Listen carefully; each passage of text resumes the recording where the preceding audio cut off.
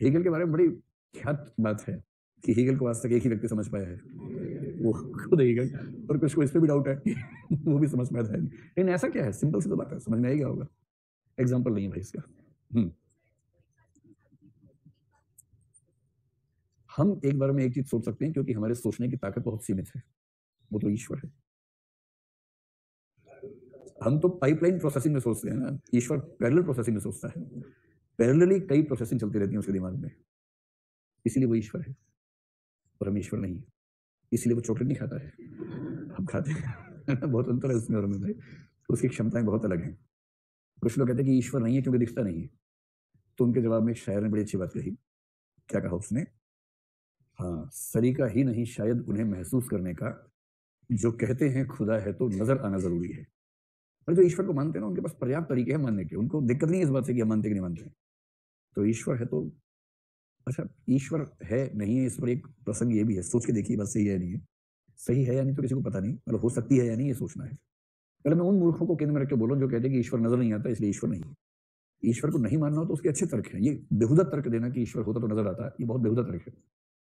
अगर ईश्वर सच में हो तो वो ऐसा क्यों नहीं कर सकता कि मनुष्यों को 5 इंद्रियां दे, कुछ को 4 दे, कुछ को 3, कुछ को 2, कुछ को 1 दे, प्राणियों की बात कर रहा हूं, और खुद को इस रूप में रखता हो कि उसको जानने के लिए छठी या 7वीं इंद्रिय की जरूरत हो, जो उसने किसी को दी ही ना हो।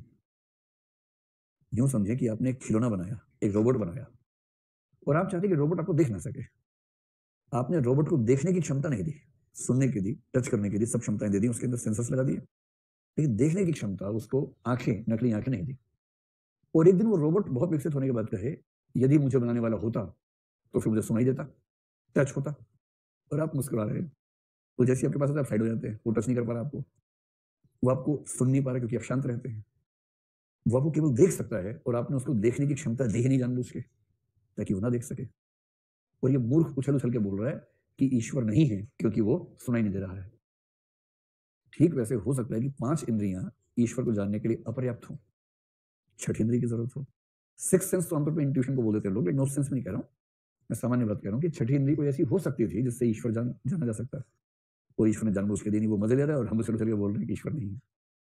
आज आपको लग रहा होगा कि आज तो सहज परिवर्तन हो गया, लगता है कि है। मैं तो अज्ञेयवादी हूँ, मतलब है या नहीं मुझे पता नहीं है।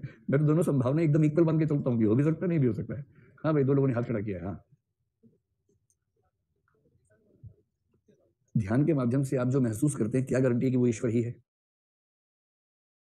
ध्यान के माध्यम से केवल कुछ ऐसा महसूस किया जा सकता है जो सामान्य अनुभूतियों से अलग है। ये कैसे पता लगा कि वो ईश्वर है? और एजे एयर ने बड़ी अच्छी बात कही। किसी ने ध्यान किया, कुछ महसूस किया, बोला ईश्वर है, ईश्वर है। एजे एयर ने कहा कि आप किसी को पहली बार जब अकेले में देखते हैं तो पहचान नहीं सकते, जब तक कोई बताए नहीं। ध्यान में कोई दूसरा व्यक्ति है नहीं बताने के लिए, आप अकेले हैं। दूसरी बार देखेंगे तो पहचान जाएंगे, पहली बार ही देखा था। कोई व्यक्ति ध्यान में पहली बार कुछ अलग अनुभव ले और चिल्लाए कि ईश्वर मिल गया, ईश्वर मिल गया, ये क्या ड्रामा है? आप प्रामाणिक रूप से सिर्फ ये कह सकते हैं कि ध्यान की प्रक्रिया में कुछ ऐसा महसूस किया जो आज से पहले कभी नहीं किया था, वो ईश्वर है। ये निष्कर्ष तो अवैध निष्कर्ष है ना, ये तो पहले से मन में बिठा रखा था, जिसे थोप दिया। ये कहां साबित होगा इससे? अब ये बाबा वाली बात शुरू हो गई है, और अब बाबा वाली बात करेंगे नहीं, एकदम नहीं करेंगे। मेरा मन करता है कि मैं भी एक माला पहन के वो, है ना, और उसके बाद ये भी एक अच्छा उपाय है खाली समय गुजारने के लिए, बाबा झांसा राम नाम रख लेंगे अपना। ठीक है। पहली बात, व्यक्ति बनो, इसका मतलब क्या है भाई? अगर आप मानते हैं कि मानव पशु की तुलना में ऊंचा है, तो मानव पशु की तुलना में क्यों ऊंचा है?